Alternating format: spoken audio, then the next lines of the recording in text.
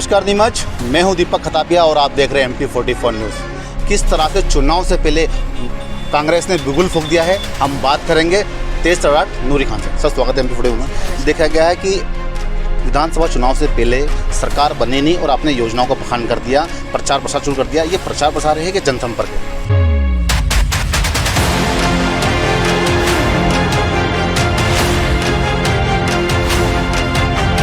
अब इस बार फिर से हमारी लड़ाई झूठे गद्दारों से है और ऐसे लोगों से है जिन्होंने लोकतंत्र की हत्या करके सरकार बनाई है।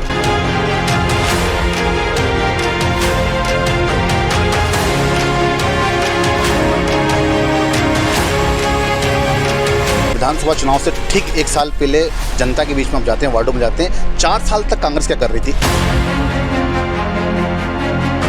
महिलाएं वो शिवराज सिंह चौहान को अच्छे तरीके से समझ चुकी कि नकली मामा है, झूठ बोलता है।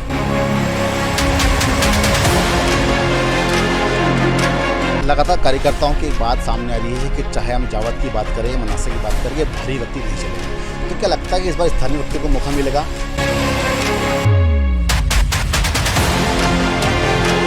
देखिए, कमलनाथ जी की वैसे भी सोच है कि जो कैंडिडेट है वो स्थायी होना चाहिए।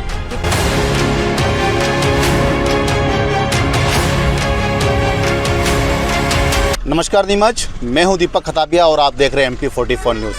कमलनाथ खेमे की खास तेज तर्राट नूरी खान का आज दौरा नीमच था।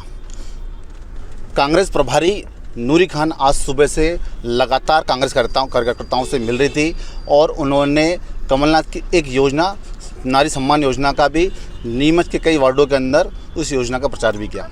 क्या यह प्रचार है या जनसंपर्क है? किस तरह से चुनाव से पहले कांग्रेस ने बिगुल फूंक दिया है, हम बात करेंगे तेज तर्राट नूरी खान से। सर, स्वागत है MP44 में। देखा गया है कि विधानसभा चुनाव से पहले सरकार बनी नहीं और आपने योजनाओं का बखान कर दिया, प्रचार प्रसार शुरू कर दिया। ये प्रचार प्रसार है कि जनसंपर्क है? देखिए, जब इसके पूर्व में हमारी सरकार नहीं बनी थी तो कमलनाथ जी एक वचन पत्र लेकर आए थे। उसमें किसानों की कर्ज माफ़ी वाली बात कही थी। कमलनाथ जी ने जिस तरीके से महिलाओं को लगातार सम्मान दिया और जो आपको विधवा पेंशन याद है उसकी राशि बढ़ाई, कन्यादान योजना की राशि के जो पैसे थे उसको 51,000 रुपये किया। तो जितने वादे किए थे वो 99% पूरे किए गए। अब इस बार फिर से हमारी लड़ाई झूठे गद्दारों से है और ऐसे लोगों से है जिन्होंने लोकतंत्र की हत्या करके सरकार बनाई है। ये सिर्फ महिला लाडली बहना शब्द का उपयोग कर रहे हैं, लेकिन इनके लिए बहना लाडली नहीं है। धार में एक गोलीकांड होता है, एक जवान बेटी को मार दिया जाता है। मध्य प्रदेश के आदिवासी ज़िले में बेटी को 9 फीट गड्ढा खोद के उसकी हत्या करके उसमें दफना दिया जाता है। ग्वालियर में एक बलात्कार होता है और निर्वस्त्र हमारे प्रदेश की बेटी पाई जाती है। लेकिन आप देखेंगे कि शिवराज सिंह चौहान खामोशी इख्तियार कर लेते हैं और नेशनल क्राइम ब्यूरो के आंकड़े और विधानसभा के आंकड़े जो मांगे गए वो खुद कह रहे हैं कि हर 7-8 घंटे में मध्य प्रदेश में एक बेटी की अस्मत लूटी जा रही है। फिर ये लेकर आते हैं लाडली, क्योंकि चुनाव आने वाला है। जब ऑक्सीजन नहीं मिल रहा था, रेमडेसिविर इंजेक्शन नहीं मिल रहा था, औरतें मध्य प्रदेश की जिन्होंने अपने पति को खोया है, क्या उन विधवा महिलाओं को मुआवजा दिया? कोरोना से जिनके पति की मृत्यु हुई, नहीं दिया। ये फिर से झूठ कह रहे हैं लाडली के रूप में। मैडम, देखा जिस तरह से आपने कहा है कि भाजपा की सरकार महिलाओं के सम्मान के अंदर एक ढकोसला कर रही है, लेकिन देखा जाए जो जैसे विधानसभा चुनाव आते हैं तो नारी सम्मान की बात आती है, गैस सिलेंडर की बात आती है। विधानसभा चुनाव से ठीक एक साल पहले जनता के बीच में आप जाते हैं, वार्डों में जाते हैं। 4 साल तक कांग्रेस क्या कर रही थी? ऐसे में देखा जाए विपक्ष की भूमिका की हम बात करें तो विपक्ष की भूमिका में 4 साल कांग्रेस क्यों नजर रही? आप महिला सम्मान और चुनाव की बात कर रहे हैं। ये वही कांग्रेस है जिसने इस देश की प्रथम स्पीकर जो है हिंदुस्तान में वो कांग्रेस ने बनाई। इस देश को राष्ट्रपति जो है महिला के रूप में वो कांग्रेस ने दिया।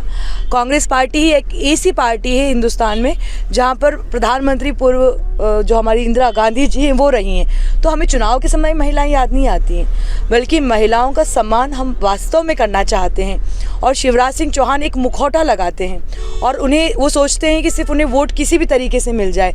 लेकिन अब प्रदेश की जो आधी आबादी है यानी कि महिलाएं, वो शिवराज सिंह चौहान को अच्छे तरीके से समझ चुकी है कि नकली मामा है, झूठ बोलता है। कमलनाथ की खास मानी जाती हैं, कमलनाथ की खेमे की खास मानी जाती हैं, तेज तर्राट मानते हैं आपको। आज हम नीमच में तीनों ब्लॉक, चाहे जावद हो, नीमच हो, मनासा हो, काफ़ी नेताओं से आपने मशक्क़त करी, दो हाथ आपने नेताओं से करे, क्या लगता है विधानसभा चुनाव को लेकर? देखिए, किसी भी बड़े नेता के खास बनने का अर्थ ये होता है कि आपको मेहनती होना है, जनता से सरोकार होना है और सही चीज़ जो है जो हमारी कार्यकर्ता हैं वो और नेताओं के बीच की एक धुरी है वो बनना है। तो मेरा सबसे बड़ा मकसद ये है कि मुझे एक बहुत अहम और महत्वपूर्ण ज़िले में भेजा गया है, नीमच जैसे ज़िले में, जहाँ काफ़ी सारे वरिष्ठ नेता ताल्लुक़ रखते हैं। मैडम, देखा जाए ये वही नीमच मंदसौर धरती जहाँ पर किसान आंदोलन हुआ था। इस किसान आंदोलन से पूरे प्रदेश में कांग्रेस सरकार आई थी और भाजपा सरकार गिर गई थी। क्या लगता है, लेकिन पूरे प्रदेश के अंदर कांग्रेस की कई सीटें, लेकिन नीमच मंदसौर के अंदर एक भी कांग्रेस सीट नहीं। क्या लगता है कि अब आने वाले विधानसभा 23 के अंदर क्या नीमच और जो नीमच है, जावद, मनासा और मंदसौर की सीटों में परिवर्तन होगा? जो हार का मार्जिन था या जीत का जो मार्जिन था वो बहुत कम था। जैसे जावद का मैंने देखा तो 4,500 वोट से हम हारे।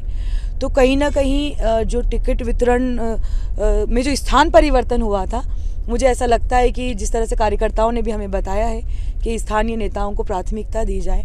तो बहुत सारी चीज़ें हैं, भाजपा से हम नहीं हारे हैं, सीधी सी बात है। और उसके बाद हमने सरकार बना भी ली तो इन्होंने अलोकतांत्रिक तरीके से हमारी सरकार गिरा दी। फिर से सरकार बन रही है और किसानों का जो कर्जा माफ़ी था जो कि शिवराज सिंह चौहान ने बंद कर दिया, अभी पानी बारिश गिरी, फसलें कटने के बाद पहुंच नहीं पाई थी गोडाउनों तक और ख़राब हो गई। और वो उन्होंने मुआवजे की बात की तो शिवराज सिंह चौहान कहते हैं कि सर्वे के बाद मुआवजा दूंगा, पर कमलनाथ जी कहते हैं किस सर्वे की ज़रूरत है, किसानों का अगर नुकसान हुआ है तो उसकी भरपाई की जाए। तो शिवराज सिंह चौहान खुद को किसान पुत्र ज़रूर कहते हैं, लेकिन मध्य प्रदेश के किसानों को सीने में गोली मारी जाती है, जब वो न्याय मांगने जाते हैं तो लाठियां बरसाई जाती है और बिजली के बिलों के रूप में उनका सामान जब्त किया जाता है। जहर खाकर मध्य प्रदेश के किसानों को आत्महत्या करने के लिए मजबूर होना पड़ता है। तो शिवराज सिंह चौहान को तो वैसे भी जनता ने नहीं चुना था, माल दिया, विधायक खरीदे, बेंगलोर ले गए और सरकार बना ली। तो जनता जानती है कि जनता ने कमलनाथ जी को चुना था और फिर से जनता मध्य प्रदेश में कांग्रेस की सरकार बनाएगी और यहाँ से नीमच की सीटें भी उस सरकार में शामिल होगी। लगातार कार्यकर्ताओं की एक बात सामने आ रही है कि चाहे हम जावद की बात करें या मनासा की बात करें, भारी व्यक्ति नहीं चलेगा। तो क्या लगता है कि इस बार स्थानीय व्यक्तियों को मौका मिलेगा? विधानसभा चुनाव के अंदर स्थानीय लोगों को मौका देगी कांग्रेस? देखिए, कमलनाथ जी की वैसे भी सोच है कि जो कैंडिडेट है वो स्थायी होना चाहिए, क्योंकि दिन रात जनता के बीच सरोकार होता है और हमारा मकसद सिर्फ सत्ता हासिल करना नहीं होता है, बल्कि प्रदेश की और देश की जनता के हित में काम करना होता है, देश की और प्रदेश की एकता और अखंडता को बनाए रखना होता है। तो ये इनके प्रकरण हम लोग सत्ता हासिल करने के लिए बहुत ज़्यादा ये नहीं होते हैं कि हासिल करना है किसी भी तरीके से। तो जो यहाँ के भावना है कि स्थायी होना चाहिए, उस भावना का पूरा ख्याल रखा जाएगा और इस बात को, इस मांग को वहाँ तक पहुँचाया भी जाएगा। देखा जा रहा है कि नीमच मंडल विधानसभा की बात करें तो कहीं ना कहीं तालमेल बैठता हुआ दिख रहा है, लेकिन जावद और मनासा में तालमेल नहीं बैठ रहा है। लगातार कार्यकर्ताओं में रोष है। ऐसे में किस तरह से उनको आप समझाएंगी जो कांग्रेस आने वाले विधानसभा चुनाव के अंदर एक मजबूती से अपनी भूमिका निभाए? मनासा और जावद में बहुत जल्दी 2 दिन के दौरे पर आ रही हूँ और ब्लॉक स्तर पर जाकर वहाँ मीटिंग करूँगी, यानी कि पूरा एक दिन मनासा के 3 ब्लॉक और अगले दिन जावद के 3 ब्लॉक। तो और ज़्यादा स्थितियाँ स्पष्ट होंगी और सभी कार्यकर्ताओं ने संकल्प भी लिया है कि पार्टी जिस किसी को टिकट दे, हाथ का पंजा देखेंगे, कमलनाथ जी का चेहरा देखेंगे और मुख्यमंत्री के रूप में उन्हें चुनने के लिए कांग्रेस को वोट करेंगे। बगावत की बात करते पूर्व विधानसभा चुनाव के अंदर भी कई कांग्रेस के जो बड़े लीडर थे उन्होंने दिल्ली चुनाव लड़ा और कांग्रेस को हराया। ऐसे में जब जो व्यक्ति चुनाव दिल्ली लड़ता है तो उसको लेकर किस तरह से कांग्रेस की रणनीति रहेगी? देखिए, हर बार ऐसा होता है कि नुकसान पहुंचा देते हैं निर्दलीय। इस बार जो पूरे जो कैंडिडेट्स हैं उनको बैठाकर पहले से एक मीटिंग और आत्मचिंतन कर लिया जाएगा। कमलनाथ जी के समक्ष में इस बात को रखूंगी और कोशिश की जाएगी कि जो डैमेज होता है उस डैमेज को कैसे कंट्रोल किया जाए। संघ की नर्सरी कहा जाता है नीमच को, ऐसे में लगातार भाजपा गढ़ है। कमलनाथ की खास मानी आती है। मैडम, देखा जाए तो महिलाओं की बात की जाए, आज जब दिन भर दिखाया गया तो जब भी आप प्रेस वार्ता करी वहाँ पे 1-2 महिलाएं थी, उसके अलावा महिलाओं को दिखी नहीं। ऐसे में नारी शक्ति की बात करती है, नारी के सम्मान की बात करती है, तो महिलाएं लगातार कांग्रेस से पिछड़ती रही है। क्या लगता नहीं कांग्रेस को क्या सदस्यता जोड़नी चाहिए, महिलाओं को आगे लाना चाहिए? देखिए, मैं खुद एक महिला हूँ और इतने बड़े जिम्मेदार देकर मुझे यहाँ पर भेजा गया है और पत्रकार वार्ता में तो आप समझते हैं कि मेरी और पत्रकारों के बीच वाली बात थी।